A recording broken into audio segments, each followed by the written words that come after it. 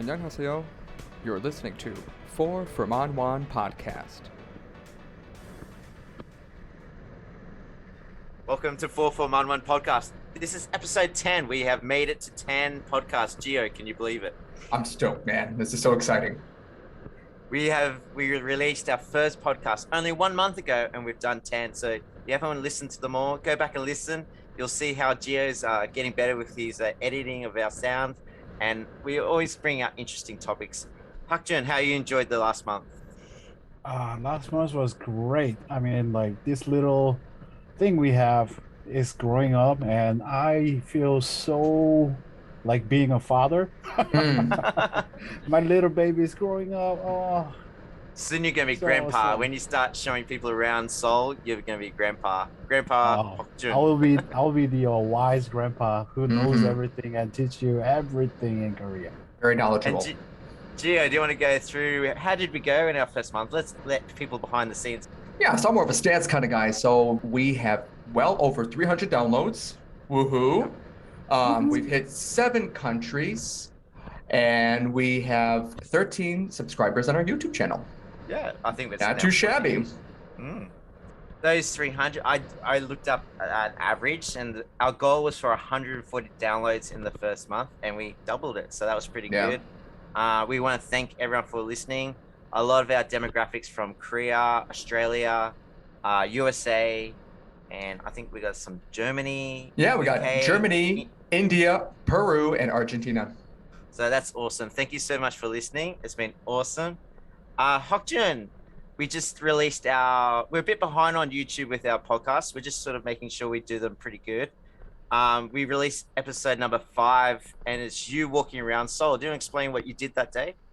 I was trying to hike the mountain named Inwangsan, which is right next to the Gyeongbokgung Palace, and it is not actually very far from my place. So I walked through HBC area to the Seoul City Hall, and then I routed Gyeongbokgung Palace, and I went to the Inwangsan. And that day, the weather was so great.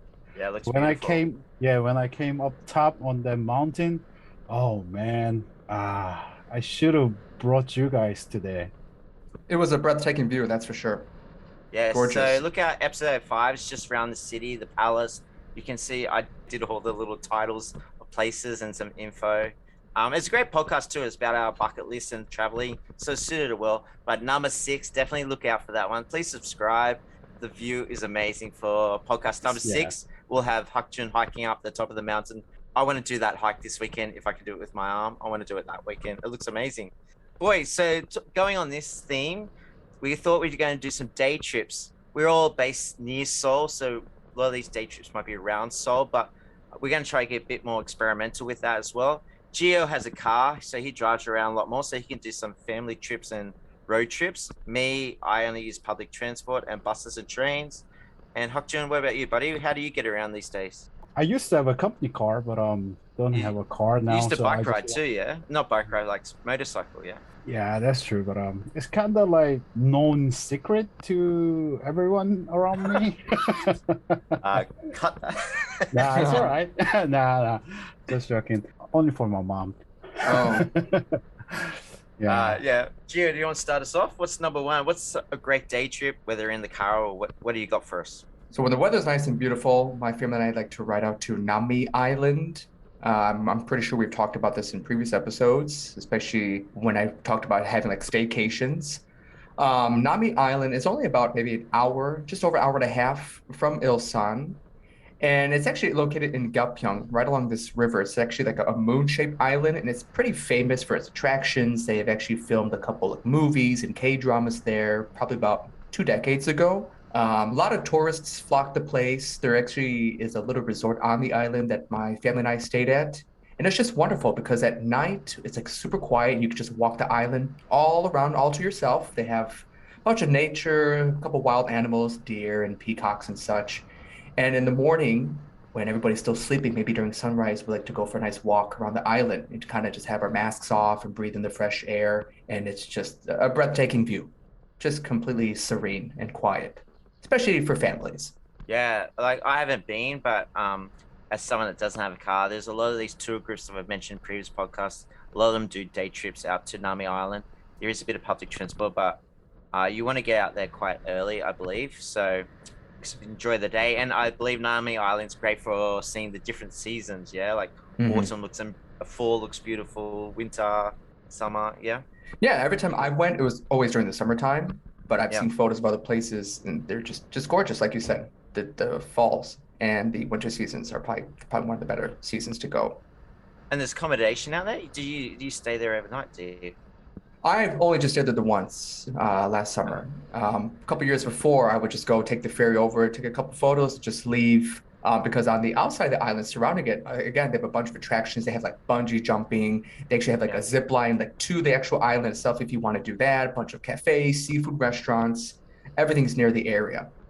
So that's Nami Island. We might Nami put that in Island. the description. That's somewhere I definitely want to go. I've planned to go there a few times, but just haven't got there. Hyukjun, do you have a place a good day trip for you? Well, I don't have a car right now, but I think I can use KTX to go everywhere in Korea, especially. So I really like Jeonju City. Me too. Yeah. Tell them about Jeonju. Yeah, I think you mentioned about like Jeonju and like Hanok villages in Jeonju before. But there is really great alley, Golmok in Jeonju. There's a lot of makgeolli places there, and if you order a bucket of makgeolli, and then your bucket, a bucket.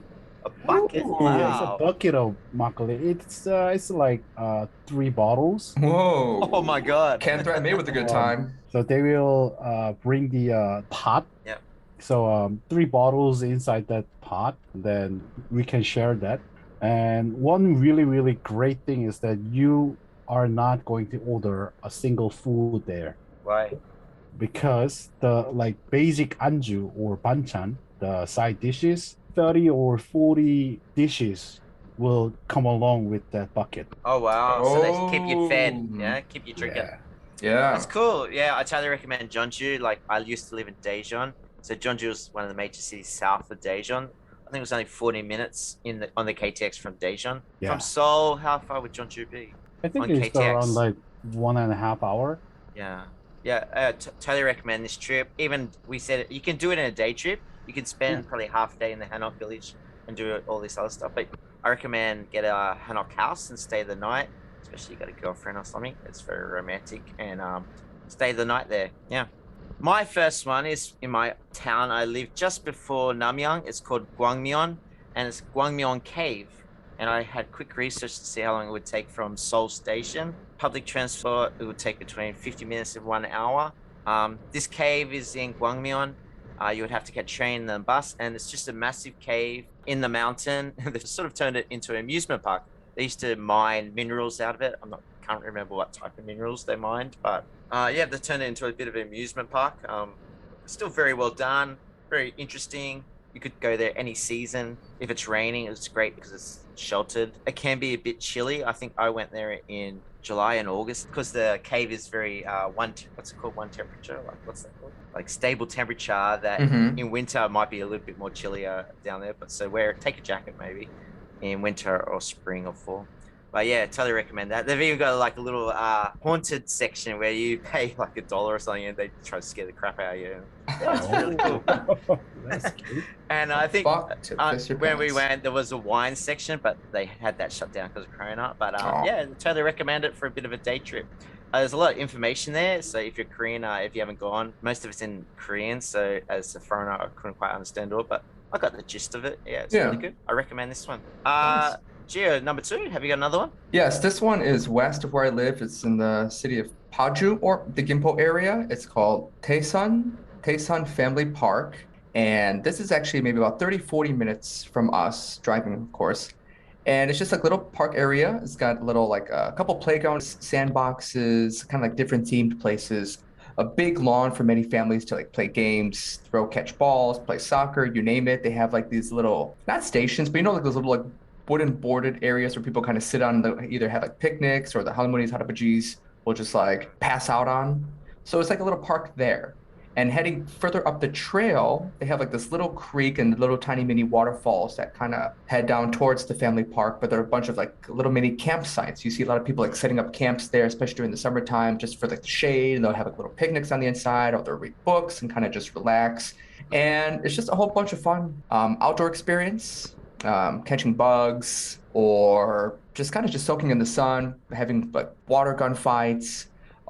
When we went to visit, we met some family friends of ours, and they brought their kids, and we just ordered chicken and beer and just had a little picnic. You drive pretty much everywhere you go, yeah? So Yes. do you want to explain everyone what it's like driving to different cities and places, like the traffic? Is it easy to drive around? So the thing in Korea is whenever, when we have vacation, so do the other millions of people, right? So every summer vacation, like every foreign person, everybody else is hitting the roads at the same time. So you just have really come down to planning. I know sometimes we leave as early as maybe 6 a.m. some mornings, if it's a vacation or a Solal or something like that. Otherwise, if you're heading like away from Seoul, I avoid that at all costs because you're just looking to add on another 45 minutes to an hour. But if you're heading further like south towards like Gangwon or something, then it's not so bad. It just depends the time of day you're leaving. That's when you'll face congestion. So unlike America or Australia, Korea is not the biggest country in the world. So it isn't. Do you know how long would it take from Seoul to say Busan?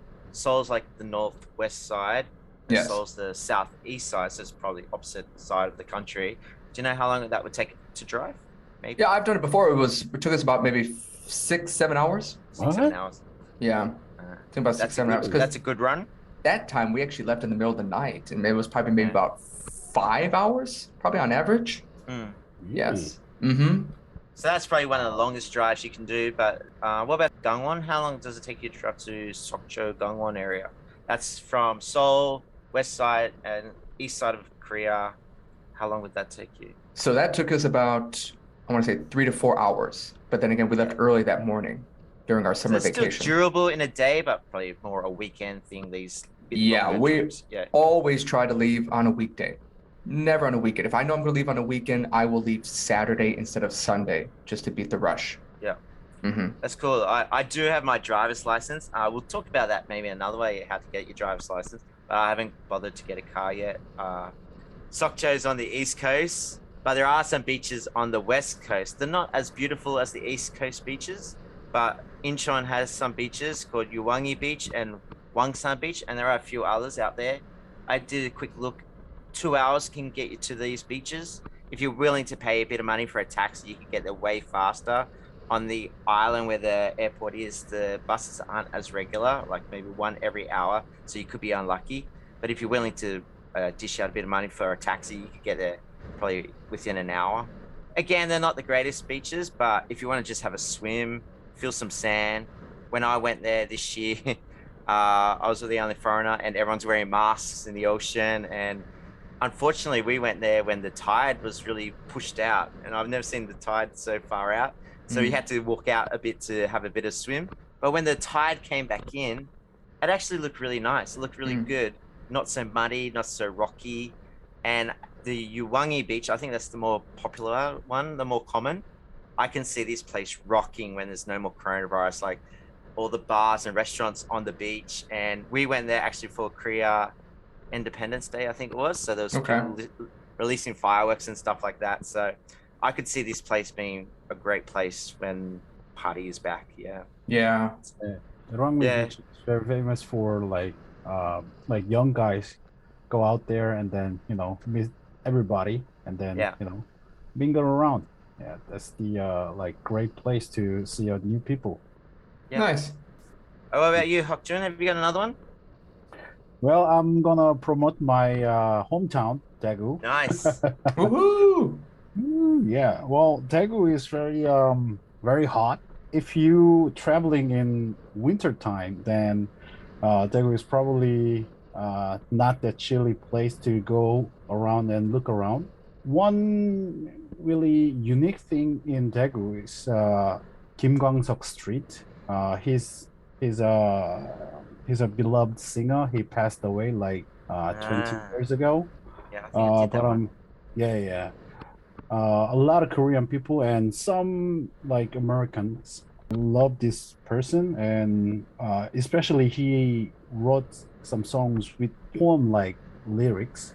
So it is great, and his voice is very gentle. So I really recommend you guys to listen to his songs. And if we have a time, let me guide you guys there. It's a great place, and then you can hear his song all over this street. And around that street, there's a like really unique shops and restaurants.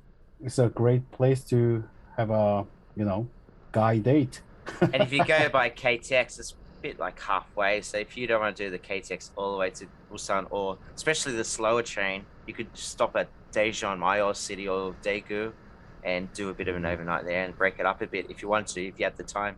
But yeah, Daegu's great, and maybe we'll put that singer's name in our description if you want to check out his music. But yeah, that's a good place. Yeah. So Gio, do you have a third? I do. So this one is actually probably one of my personal favorites. I addressed this one before. It's Wolmido. Wolmido is just this little tiny island off the coast of Incheon. It's actually where I actually looked it up. It's actually where they had the Incheon landings during the Korean War in 1950. It was right there after they bombarded it from the North Koreans. But aside from that history lesson, Wolmido actually offers a lot of things, seafood being one of them, since it's literally right there off the coast.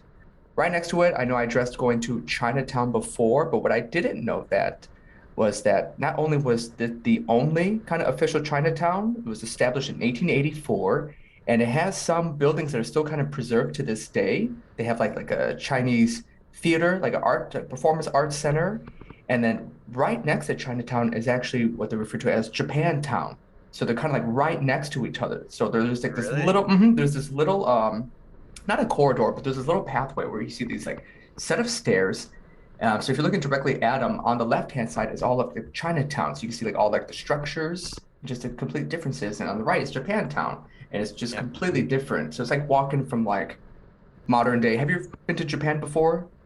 No, I haven't. Oh, okay. It kind of reminded like the Geisha district off like near Kyoto, like on the right-hand side, and the rest was just, like your average Chinatown.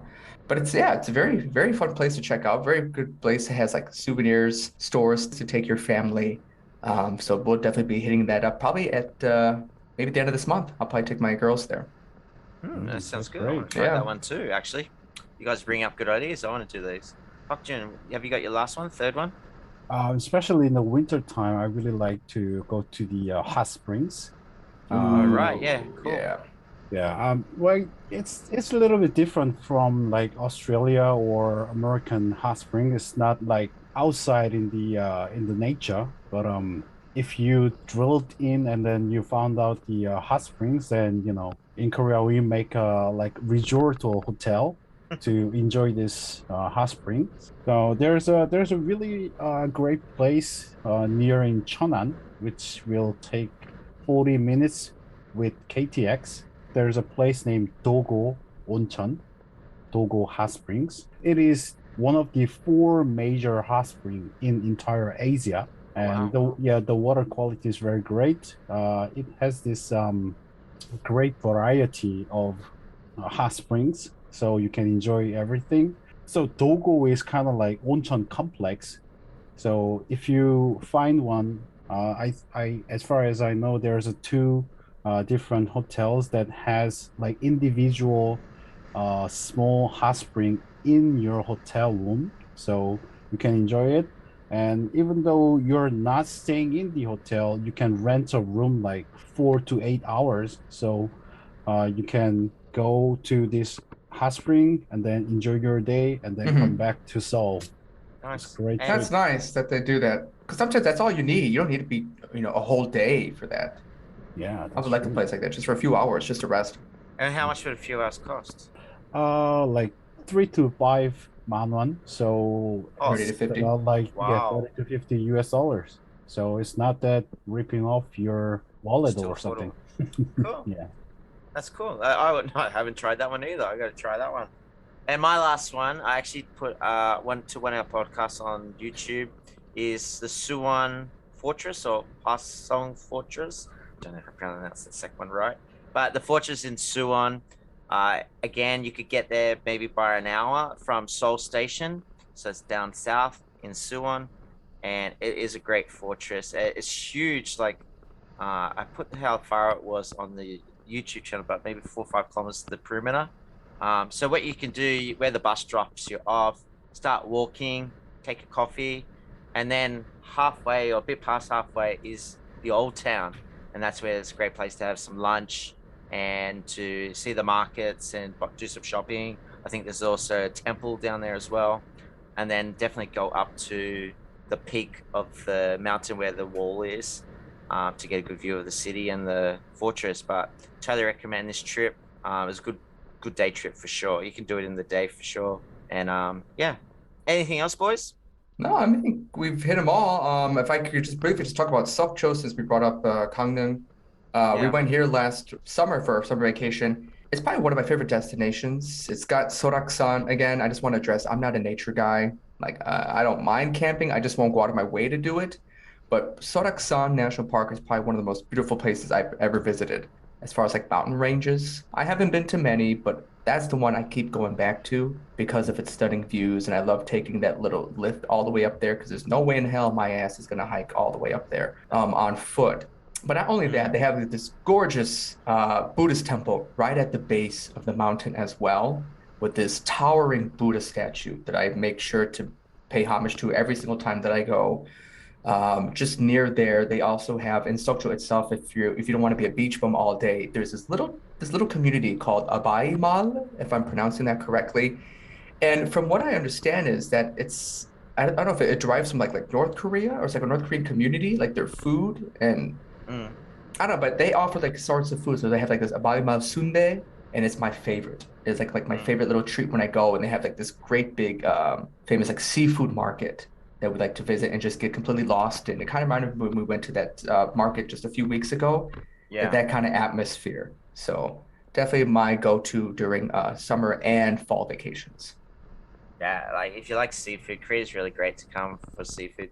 It's a lot cheaper than Australia, probably the States. And what about some hidden gems in Seoul, Gio? I know you got some interesting ones. Yeah, Olympic Park. Olympia Park, I've been there. It's a good one. Yep, It's go very check it good. out. The walk around the park is beautiful. Anything Yeah. else? Well, in What the about- Olympic Park, there is a very signature tree called lawn tree. There's Okay. Yeah. there's a like really big field, and there's one tree there. It's very iconic Oh, in Olympic Park. Yeah. I actually went there to see the Squid Game girl. You She was would. based there. The Really? doll. She's Yeah. there? Yeah, she was there. That's why I went out there. And Hyukjun, any hidden gems that you want to mention? I really recommend you about the Gwangjin Bridge 8th Street. It's 8번가, it's 8th Street. It is really literally a hidden gem. Yeah. There's a little small concert place made out of glass. It is placed right under the Gwangjin Bridge. So there is a bridge near to Cheonho area. Yeah. There's a big bridge on Han River. Yep. And the Gwangjin Bridge 8th Street is attached under the bridge, so it's very unique, and you can see directly the waters oh, nice. when you step that's cool. on there. Yeah, That's beautiful. it is Yes. beautiful. Maybe we'll get that one in the description because I don't know that one either. So we'll put that one in the description so people can find it. Any other hidden gems, boys? There is a Seoul Forest near in Songsu area. It is one of the biggest city park in Korea, and they have like almost wildlife deers there, so you can feed them behind the fence. So Oh yeah. it is great experience. I think Giovanni can take the girls out there and enjoy the day. I'm sure Sophie would like that, feeding the Feed deer. the deer. Oh yeah, she loves Yeah. feeding animals. We take her to petting zoos when we can. That would be a good place for fall or soon. The blossom season will come out soon. That's yep. right, cherry blossoms. Yeah. Yeah. Yeah. And then Hyukjun, all us boys play baseball, but I know me and you love the KBO. Gio, That's true. you're sort of not as into it, are you? I mean, if Kim is playing, I'll watch. I'm not a That seems diehard really nice, fan, but- you know. just day trips, especially hopefully this season isn't affected by coronavirus. Going down to these cities because Korea is so small, you can go to some of these road trips and go to different stadiums. So I'd love to go down to Daejeon with Hyukjun and go to a Ah, that would game be and show awesome. him some places that I loved in Daejeon. The Suwon team, there's the Daegu team. There is a team Busan, maybe that's pushing our length, but yeah, go on a trip with and watch some baseball. Day games seem to be very, I don't know what it's like. Console the stadiums are a lot bigger, so you don't have to stress too much about buying tickets. But in Daejeon, a 2 o'clock game usually sold out, even when they weren't performing that well, because you get to go to the game and you get to go out afterwards and all that sort of stuff. And obviously, people can travel to and from. So, Okjun, you were telling me a bit of a story what people try to do with going to all these stadiums. Yeah, it's a bit of a challenge. Yeah, it's kind of like challenge or kind of like bucket list if you're really a KBO fan, then this little thing we call baseball stadium trip. Mm. Baseball is basically play every day, Yep. like except Monday, Yep. actually. You can see all the games in all around the cities, and with the KTX, you can go like from Seoul to Busan in like 2.5 hours. So it can be a day trip. Yeah. So after work, you take a KTX down to Busan and watch the game and come back to Seoul. It is possible. So a lot of KBO fans doing the trip. So you go Seoul, Daegu, and Busan, Changwon, Gwangju, Daejeon, Suwon. So you will see all the stadiums and enjoy these little bit of perks of each stadiums, and then you can enjoy your Yep. team, and Yep. you can cheer your team in the opponent team's home stadium. Yeah, It's and then you very get to crazy. visit It's very towns, different food from different town. Again, we said before, you don't have to be a baseball fan to go to a baseball game here in Korea. The atmosphere, when it's done properly, when there's no restrictions, is amazing. Yeah. The cheering and the chanting, the cheerleaders, the song. Every player's got a song, so there's always people singing. You by the end of the 7th, 8th innings, you're learning. You know the dances for each player. Yeah. So yeah, well, I'm sure me and Hokjun and Gio maybe will get dragged on to another podcast about baseball. I think the season starts in March. Is that right, Hokjun? Yeah, the preseason starts in March, and the actual season will start in first day of April. All right, so we'll try to get a pod about KBO and start doing some predictions before then. All right, boys, we've been killing it with word of the days. I've done some ones about the Olympics and China. Gio, do you know what China is in Korean? 중국. Oh, And- yeah. See, that's one with, because I'm doing all these word of the days with the GK sound. Like some people like kimbap or Kim. Some people do it with a K, or some people do it with a G. Like it seems to be 50-50 sort of thing. Yeah. Yeah. Like I've always done kimbap with a K, but I see people do it with a G, or same with what you're saying with China, like that k sound, sort of halfway in the middle. Yeah. Yeah. Yeah. Okay. So last night, I started just putting some cities on word of the days. They sound exactly how we say it, Seoul.